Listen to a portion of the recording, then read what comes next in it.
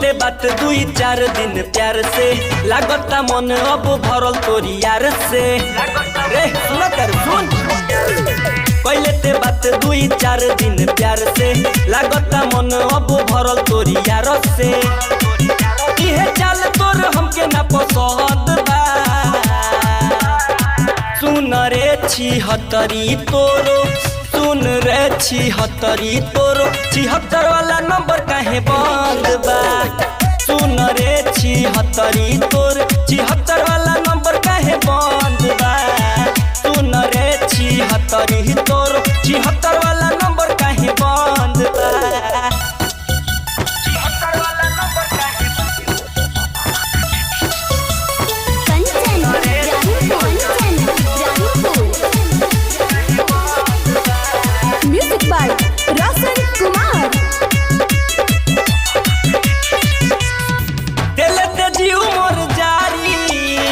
करजनी खेला रे खिलाड़ी पहले ते ऐसन लीला आवता मुँह में से गारी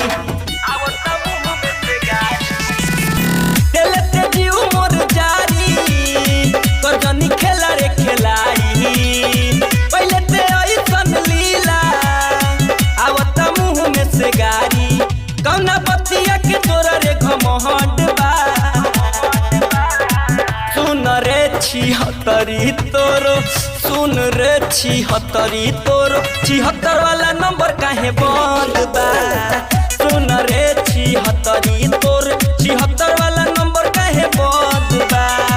सुन रे छिहत्तरी तोर 76 वाला नंबर काहे बंद बा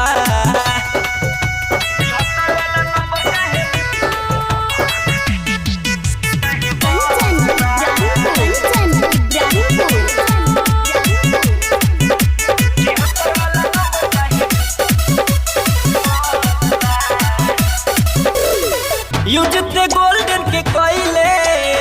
झूठो के यारी जतइले पहले धीरज धमाका कबो ना मिले खाती अइले यूज साहब के कइले झूठो के यारी जतइले पहले धीरज धमाका कबो ना मिले खाती अइले सुन संजू के खोपड़ी गरम बा सुन रे छिहत्तरी तोरो सुन रे छिहत्तरी तोरो 76 वाला नंबर काहे बंद बा सुन रे छिहत्तरी तोरो 76 वाला नंबर काहे बंद बा सुन रे छिहत्तरी तोरो 76 वाला नंबर काहे बंद बा पहले ते बात दुई चार दिन प्यार से लागता मन अब भरल तोरी यार से